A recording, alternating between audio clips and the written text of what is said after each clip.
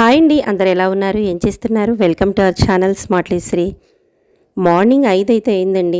పొద్దున్నే లేచి పనులు అనేవి స్టార్ట్ చేసేయాలి కాబట్టి మార్నింగ్ అనేది లేచి ఒకసారి అయితే ఇది షూట్ చేస్తున్నాను. మార్నింగ్ 5 లేచి పనులన్నీ చేసుకుంటేనే కదండి మరి మనం రొటీన్గా పిల్లలకి ఇవ్వాల్సిన లంచ్ బాక్స్ కానీ హస్బెండ్ ఆఫీస్ పంపించడం కానీ ఇలాంటివన్నీ జరుగుతాయి. సో మీకు ఆకాశంలో చంద్రుడు ఇంకా కనిపిస్తున్నాడు కదండి. కానీ వెలుతురు అనేది నెమ్మదిగా వస్తుంది. ఇది కొద్దిగా మా బాల్కనీలోంచి అయితే లేచేసరికి ఇది కనిపించిందండి. బ్రష్ చేసుకుందామని బయటకు వచ్చేసరికి సో అందంగా ఉంది. చంద్రుడిని ఎంతసేపు చూసినా మనకి తనివి తీరదు కదండి. అందుకే ఈ విధంగా బాగుంది కదా అని చెప్పి ఒకసారి షూట్ చేశాను.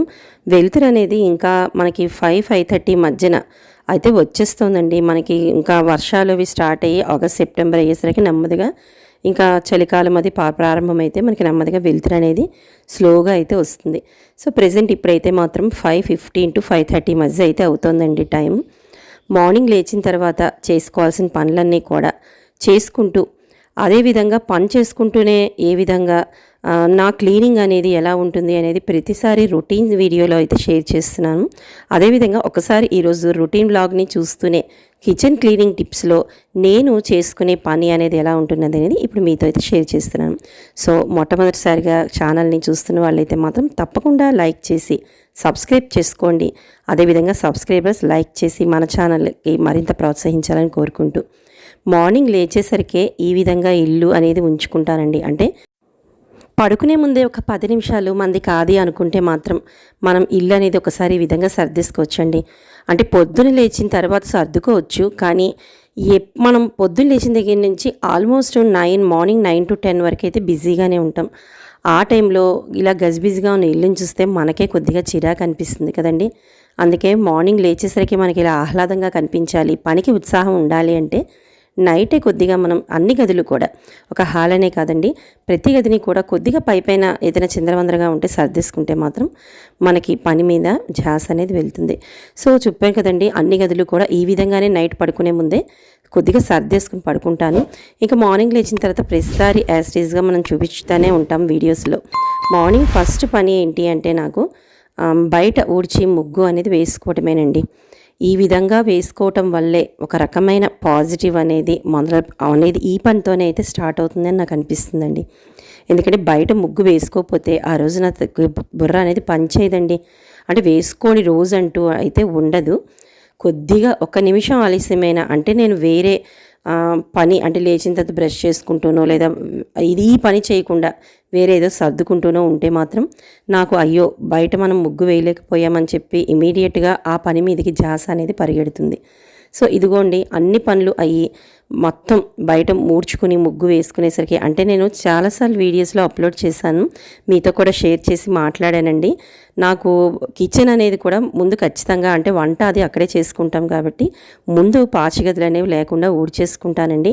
అప్పుడే నేను స్నానం చేసి వచ్చే నా పని అనేది స్టార్ట్ చేస్తాను కిచెన్లో. కిచెన్ అనే కాదండి ప్రతి పని కూడా మనకి హ్యాపీగా అంటే వంటతో పాటు మనం చేసుకోవాల్సిన ఇంపార్టెంట్ పనులన్నీ కూడా మనకి మార్నింగ్ లేచిన తర్వాత ఇంపార్టెంట్ ఏముంటుందండి, దేవుడికి దీపారాధన చేసుకుంటేనే కదా. ఇంకా అలాంటి దేవుడికి దీపారాధన చేసుకోవడానికి అర్హత సాధించాము అంటే ఆ రోజు స్నానం చేసిన తర్వాతే కదా. అందుకనే ప్రతి పని కూడా నేను అంటే స్నానానికి ముందు చేయాల్సిన పనులన్నీ కూడా కొద్దిగా క్లీనింగ్ చేసుకోవాల్సిన పనులన్నీ చేసేసుకుని స్నానం చేసి వచ్చిన తర్వాత దీపారాధన చేసుకుని లంచ్ బాక్స్లు అనేవి స్టార్ట్ చేస్తాం. ఇంత టైం ఎక్కడ ఉంటుంది అంటే మరి ఖచ్చితంగా మార్నింగ్ లేవాల్సిందేనండి. మార్నింగ్ లేచి తీరితేనే మనకి ఈ పనులు అనేవి అన్నీ కూడా రోజు అవుతాయి. మనకి ముఖ్యంగా దీపారాధన అనేది చేసుకుంటే మనసు కూడా చాలా హాయిగా ప్రశాంతంగా ఇంత వెనక చేయాల్సిన పని అంతటికీ కూడా ఒక బూస్ట్ లాగా పనిచేస్తుంది.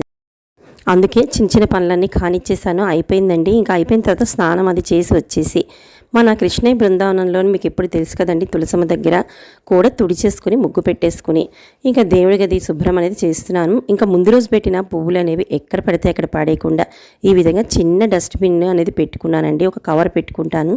ఆ వడలిపోయిన పువ్వులన్నింటినీ కూడా ఎక్కడ పడితే అక్కడ పడేయకూడదు, ఆ బిన్లో అయితే వేసుకుంటాను. తర్వాత వాటన్నిటిని తీసి తొక్కని ప్రదేశంలో అయితే వేసుకుంటానండి.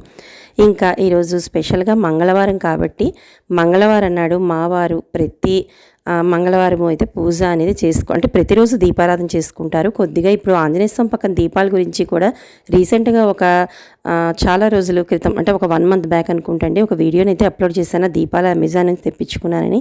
ఇంకా అప్పటి నుంచి ప్రత్యేకించి ఆంజనేయ స్వామికి ఇరు ప్రక్కల కూడా ఇలా దీపారాధన చేయాలి అని ఈ విధంగా అయితే కొనుక్కున్నామండి. ఇంకా నా దీపారాధన అయిపోయింది, మా వారిది కూడా పూజ అనేది అయిపోయింది. ఇంకా వరుస పెట్టి మా వారు మా పిల్లలకి అయితే బాక్స్ ఇచ్చేసి 8:30 కల్లా నేను పంపించేయాలండి వాళ్ళ ముగ్గురిని కూడా. అంటే మా పెద్దవాడు 7:30కి వెళ్ళిపోతాడు, 8కి మా చిన్న అబ్బాయి వెళ్తాడు, 8:30కి మా వారు వెళ్తారు. సో ముగ్గురు కూడా ఈ విధంగా లైన్లో అయితే వెళ్ళిపోతారు. ఈ ముగ్గురు వెళ్ళే లోపే మా ఇల్లు అనేది కూడా ఈ విధంగా నీట్గా అనేది చేసుకుని ఉంచుకోవటం వల్ల నాకు పని అనేది చాలా వరకు తగ్గుతుందని చెప్పాలండి. పని అంటే పని తగ్గదండో, పని చేసుకునే ముందు చిన్న చిన్న ప్రిపరేషన్స్ అంటాం కదా, అవి అయితే మనకి తగ్గుతాయి. అది కాకుండా ఇలా గాలి వెలుతురు కానీ ఇంట్లోకి వచ్చింది అంటే మనం పొద్దున్నే కొద్దిగా డోర్స్ అనేవి ఓపెన్ చేసి కర్టెన్స్ తీసిస్తే అంతవరకు మనకి రూమ్ అంతా కూడా దాదాపుగా మనం ఒక 6-8 గంటలు మనం రూమ్ని ఇలా లాక్ అయితే చేసేసి ఉంచుతాం కదండి. అందులో ఉండే వేడి ఉష్ణం అంటాం కదండి, అది కూడా మనకి బయటికి పోయి దాంతోపాటుగా నెగిటివ్ అనేది కూడా బయటికి పోయి సూర్యరశ్మి ఒకవేళ వస్తే ఇంట్లోకి సూర్యరశ్మి బాగా వచ్చి మనకి పాజిటివ్ అనేది లోపలికి వస్తుంది. అదేవిధంగా గాలి వెలుతురుతో పాటు గదులన్నీ కూడా చాలా ప్రశాంతంగా హాయిగా ఉంటాయి. కాబట్టి మనకి టైం లేకపోయినా మన పిల్లల చేత అయినా కూడా ఒకసారి విండోస్ కానీ లేదంటే నైట్ పడుకుని లేచిన తర్వాత కర్టెన్స్ అవి వేసి ఏమైనా ఉంటే మాత్రం ఖచ్చితంగా గాలి వెలుతురు వచ్చేట్టుగా ఓపెన్ చేయించడం మంచిదండి. ఇంకా స్నానం అది చేసి వచ్చేసాను చెప్పాను కదండి, దీపారాధన అంతా అయిపోయింది. ఇక లంచ్ బాక్సుల కోసం అయితే కిచెన్లోకి అయితే వచ్చాను.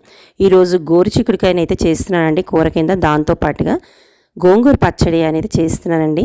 ఇంకా మార్నింగ్ లేచిన తర్వాత నాకు కిచెన్లో పని అనేది ఎలా ఉంటుంది అనేది చాలా వరకు వీడియోస్లో అప్లోడ్ చేశాను. కుక్కర్ పెట్టేసి పాలు అనేవి కాస్తున్నానండి. నేను ఈ విషయం కూడా చాలాసార్లు చెప్పాను. పాలు కాచిన తర్వాత దేవుడికి దీపారాధన అయిపోయింది కదండి, ఇందడ వాటిని నైవేద్యం పెట్టిన తర్వాతే మేము ఏదైనా కాఫీ టీ తాగినా కూడా ఆ పాలతోనే తాగుతామండి. ఇంకా రెసిపీస్ అనేవి చూపించట్లేదు ఎలా చేశానని, ఎందుకంటే కొద్దిగా టైం అనేది నాకు కుదరలేదండి. పిల్లల లంచ్ బాక్స్ అనేది హడావిడైంది. ఇదిగోండి మరి లంచ్ బాక్స్లు అయితే ఈ విధంగా కట్టేసి వాళ్ళకైతే 1 by 1 పంపించేస్తున్నాను. సో నెక్స్ట్ టైం మాత్రం కుదిరితే తప్పకుండా ఈ రెసిపీస్ని అయితే షేర్ చేస్తానండి. ఇంక ఇక్కడితో వాళ్ళని పంపించే పని అయింది. ఇంకా అసలైన పని అనేది ఇప్పుడు కదండి స్టార్ట్ అయింది. కానీ వాళ్ళు వెళ్ళిన తర్వాత నా కిచెన్ అనేది ఒకసారి ఎలా ఉంది అనేది మీతో అయితే చూపిస్తున్నాను. అంటే మనం పూర్తిగా సర్దుకోలేకపోయినా మనకి ఇక్కడ చూడండి, నాకు గోంగూర పచ్చడి చేసిన మిక్సీ జార్ ఉండిపోయింది. అదేవిధంగా మనం ఏదైనా చిన్న చిన్న వస్తువుల్ని బయటికి తీసినప్పుడు అవి మనం కిచెన్ అనేది వాళ్ళు వెళ్ళినా కూడా ఈ విధంగా అనేది మెయింటైన్ చేయొచ్చు. ఇప్పుడు వాళ్ళందరూ వెళ్ళిన తర్వాత నా కిచెన్ అని ఎలా ఉంది అనేది ఇప్పుడు షేర్ చేశాను కదా. వీటికి నేను ఉపయోగించే చిన్న టిప్ అనేది మీతో అయితే షేర్ చేస్తానండి. చాలాసార్లు కూడా షేర్ చేశాను. వాళ్ళు వెళ్ళిన తర్వాత ఖచ్చితంగా అంట్లు అనేవి కడిగేసుకుంటానండి. ఎందుకంటే మెయిన్ మనకి కిచెన్ అనేది గజిబిజిగా ఉండడానికి కారణం అంట్లే. అదేవిధంగా ఇప్పుడు ఇందాక నేను ఇక్కడ కట్ చేస్తున్నప్పుడు చూపించాను కదండి, మనం కట్ చేసిన తర్వాత మనకి వచ్చే తుక్కు అనేది ఎక్కడ పడితే అక్కడ ఎగిరిపోయి పడిపోతూ ఉంటుందండి. మనకి ఎక్కడొకక్కడికి వెళ్ళిపోతూ ఉంటుంది. మనం వాటి కోసం ఏదైనా ఒక బౌల్ అనేది పెట్టుకుంటాం కదా ఇలాగా. అదే కాకుండా నేనైతే ఇక్కడ ఈ వాటర్లో ఎందుకు వేస్తున్నానంటే, మనం కడుక్కుంటాం కదండి కూరగాయలు అనేవి, మనం కట్ చేసే ముందు కడుక్కునే వాటర్లోనే ఉల్లిపాయలు తొక్కలు అనేవి గాలికి చాలా డెలికేట్గా ఉంటాయి కదా, వెళ్ళిపోతాయి కదా, వాటన్నిటిని కూడా ఒక వాటర్ బౌల్లో అయితే వేసేసుకుంటాను. మరి వీటిని నేను ఎలా అనేది అంటే మనం డస్ట్బిన్ అనేది ముట్టుకోనండి. చెప్పాను కదా దీపారాధన అది చేసుకున్న తర్వాత స్నానం అది చేసేసాను కాబట్టి నేను మెయిన్ డస్ట్బిన్ అనేది ముట్టుకోను. వాటి కోసం అయితే ఈ విధంగా అరేంజ్ చేసుకున్నానండి.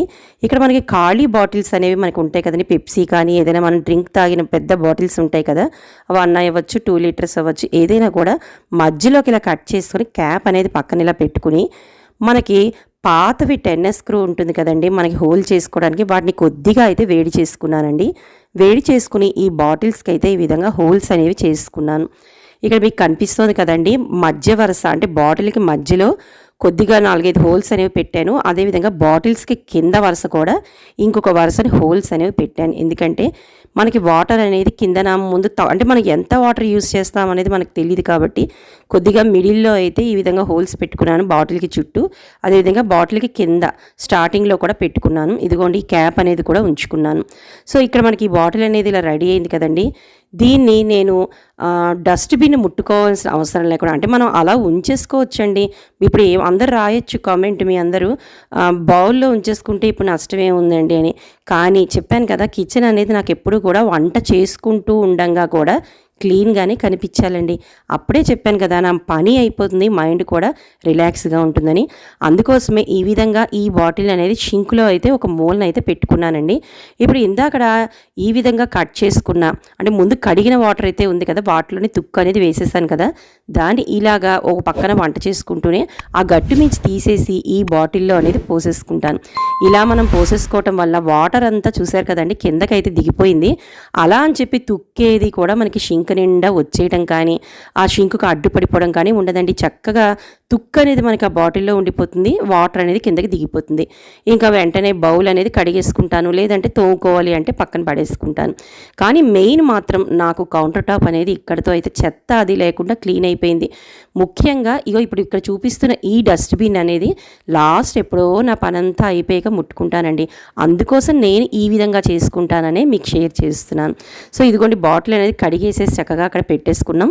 మనకి తుక్కు అనేది పారబోసుకోవడానికి కొన్ని స్మెల్ అనేవి వస్తూ ఉంటాయి కదా, అలా మనకి టైం లేదన్నప్పుడు ఇదిగోండి ఇందాక చెప్పాను కదా, ఈ క్యాప్ అనేది అంటే కట్ చేసిన పై బాటిల్ మూత అనేది పడేయాల్సిన అవసరం లేకుండా దాన్ని ఇలా క్యాప్ లాగా వాసన రాకుండా మూత పెట్టేసుకోవచ్చు. ఇప్పుడు అదేవిధంగా నేను చూపిస్తున్న థంబ్నెయిల్స్లో కూడా చిన్న చిన్న టిప్స్తో ఈ విధంగా కిచెన్ అనేది వంట చేసుకుంటేనే నేను క్లీనింగ్ చేసేసుకుంటూ ఉంటానండి అని ఒక దాదాపు నాకు తెలిసి ఎక్కువ వీడియోస్ అయితే షేర్ చేశానండి.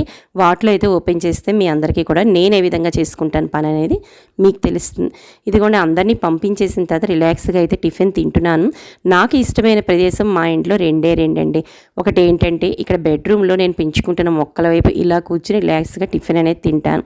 ఇంకొకటి బాల్కనీలో, అంటే మాకు బ్యాక్ సైడ్ ఉంటే కృష్ణయ్య బృందావనంలో నించుని చూడడం, కృష్ణయ్యని తనివి తీరా హ్యాపీగా అక్కడున్న మొక్కల్ని అవి చూసుకోవడం. అందుకే ఎక్కువగా ఈ రెండు ప్రదేశాల్లో అయితే ఖాళీగా, అంటే నేను ఒంటరిగా ఉన్నప్పుడు లేదంటే ఏదైనా నాకు తోచనప్పుడు ఈ రెండు ప్రదేశాల్లో మాత్రం ఖచ్చితంగా కూర్చుని ప్రకృతిని ఆస్వాదిస్తూ అయితే కూర్చుని మొక్కలకేసి చూసుకుంటూ ఉంటానండి. ఇదిగో ఇక్కడైతే మబ్బు అయితే పడుతుంది, ఇంకా నెమ్మదిగా ఏమైనా చినుకు పడుతుందేమో అన్నట్టుగా అయితే అనిపిస్తోందండి. కానీ బ్రేక్ఫాస్ట్ అనేది మాత్రం చాలాసార్లు వీడియోస్లో చెప్పాను, ఇంత పని చేసుకుంటున్న ఆడవాళ్ళు మాత్రం బ్రేక్ఫాస్ట్ని అస్సలు స్కిప్ చేయొద్దండి. చాలామంది బ్రేక్ఫాస్ట్ తీసుకోకపోతే ఏముందిలే, లంచ్ డైరెక్ట్గా ఎర్లీగా తినేయచ్చు కదా అని అనుకుంటారు. ఇప్పుడు నాకు కూడా లంచ్ రెడీగానే ఉందండి.